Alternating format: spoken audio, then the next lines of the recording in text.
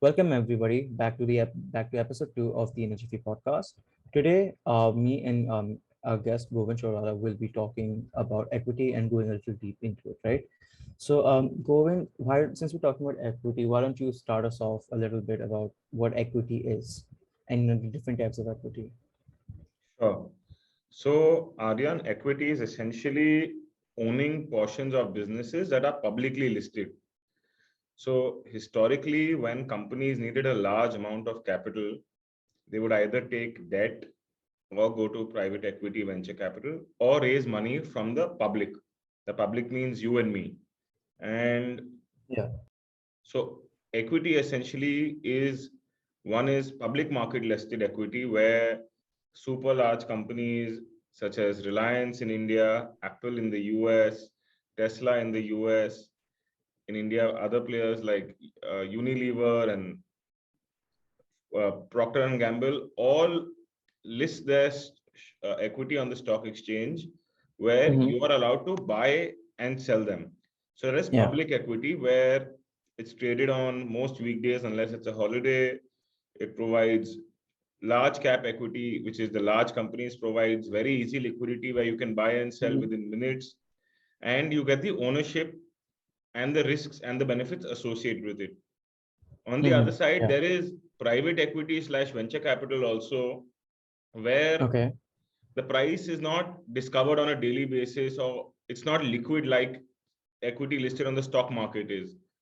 There are many private companies such as PharmEasy, which is now going for an IPO, or Mhm. other private companies where sometimes stock is available in the unlisted market or as a large family office or private equity fund or venture capital, you can buy into these stocks. So these Mhm. Yeah. stocks are largely held by a few number of people, and either an aim is to sell it to a bigger player or to list on the exchange at some point so that it can get publicly traded. So equity Yeah. is owning a part of a business, being a part of the growth, success, or failure story, and reaping the benefits or the downside associated with it. Equity globally, be it India, be it most countries, has been the best long performing asset for investment, for common man investment. You Yeah. consider debt, you consider gold, you consider real estate. Equity in the long term has consistently outperformed all of these. Yeah. And India has a special benefit on equity that the taxation of equity is also significantly lower. For example, if you own a Compared real to estate other. asset and you sell it, your Mhm. tax may be about 20 to 30%. On Yeah. debt, it's 20 to 30% on the interest. But on equity, long-term equity only has a tax element of 10%. So not only has it given better returns, it's also more tax efficient.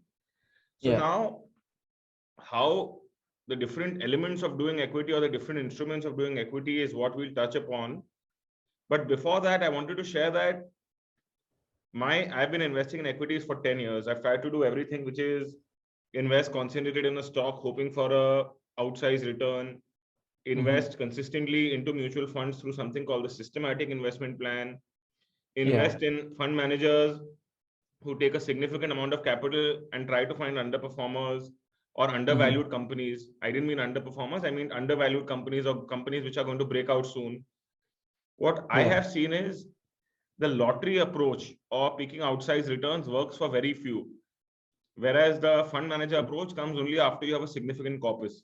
You mentioned the lottery approach and the which one was the other one? The lottery approach and the fund. The AIF PMS, which is fund managers who try a more concentrated approach, either focus on sectors of their expertise or on smaller companies and try to outperform mutual funds and the index. So what's the difference between the two, between the lottery one and the fund manager one? So the lottery approach is basically what amateurs or new entrants may take in the market, trying to do a concentrated, undervalued portfolio approach and hoping for outsized returns, but ignoring the outsized downside risk as well. So that's what I call the lottery approach. Okay. And So yeah, tell me. yeah. No, so basically, if I understand this correctly, the lottery approach is basically kind of like winning a lottery ticket, right? So out of the hundreds and millions of, companies or lottery tickets are available, right? You invest into a few, you pick a few and hope that, they perform very well, and then they give you that, growth that you're looking for. Correct. So why am I Okay. calling it lottery versus a concentrated approach? Is because we're talking to guys who are 21, 22, 25-year-olds, right? And we're Yeah. not talking to guys who have been veterans in the market for 20 years. Yeah. Veterans in the market may call it a concentrated approach. Okay, so going keeping all this in mind, how should one deploy the money? How should one allocate the money? How should one start, actually investing? A lot of people, this term systematic investment planning has, come out. SIPS, it's been in the market for quite a while now. It's catching a trend. You know, is this something that beginners should do? Should beginners do lump sum? How should they start? Thanks, Aryan. I think that question is of extreme importance, especially in today's time. Again, because you guys have grown up in times of crypto where timing is important and getting in early is important.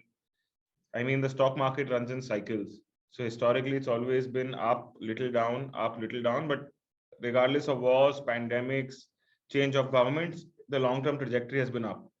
So for me, there's only one way of doing the stock market is systematic investment plan. You can't put lump sums. So let's begin now. Suppose as a salaried individual, you're saving 100 rupees. You decide I want to put 50 in fixed income. I want to put 15 in my EMIs for my house and for whatever. I have 35 left. So of that 35, you should put 2.5 rupees a month for 12 months. That makes it 30, where you can split it into either index fund, mutual funds, or direct equity, however you want. It should go monthly. If you really want to average, pick weekly. So I know my father is an active investor in mutual funds. He has 1 day a week, and then the balance 5, you see one major correction, you can put 2 rupees. So there's 80% of it has to be done systematically. 100% also no problem, but if you feel no, I want some element of timing or luck, you can get the 20% there. So my advice is set simple systematic investment plans. So now that leads me to my final question, which is that for someone who is just starting to invest, who's just getting into it for the first time, right? What are a few things that they should look at when trying to decide whether they want to do day-to-day trading, whether they want to invest in mutual funds, or whether they want to invest in index funds? Like, what are a few things that they should decide and keep in mind? Correct. So Aryan, before I get into what they should decide, I think the most successful investors I've seen, whether passive investors who invest in funds or whether direct equity investors, they understand it's a marathon and not a sprint. Yeah. So I think EQ is the biggest element that one has to decide on. Ki boss, this is a 10-year game, 20-year game, 5-year game. I don't need to look at it daily. By that virtue, day trading goes away immediately. Now, the second option is picking mutual funds, picking index funds, or even doing direct equity. Now, in that, as we shared in the last video, I mean, those are personal calls.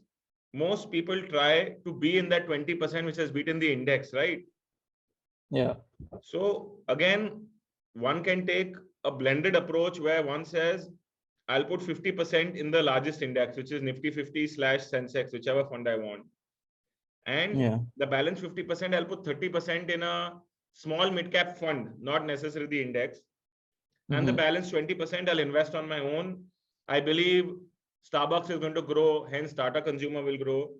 I believe Nestle with KitKat and Maggie and whatever has an unlimited growth opportunity. It doesn't make sense to, I want to hold it directly. So that is one which I would call the trying to get better returns than the index approach, which is 50% in the index for safety, 30% in small mid-cap mutual funds, and 20% in direct equity. Whereas if someone is like, boss, I want to build my own independent career and I don't want to spend much time on it and I want to keep it cost effective, he would just invest in 2 or 3 index funds, right? Yeah. So it depends on your approach. But again and again, I repeat the whole thing, which I repeat to myself daily. It's a marathon. You can't time the market. You have to spend more time in the market, invest it to get the returns. Okay, cool. Thanks, Govind. That's all for today. We've done a short little deep dive into equity, so we know exactly what it is. Next week we'll be coming back with a deep dive on debt and possibly one more thing. Stay tuned for that. Thanks, Aryan. Look forward.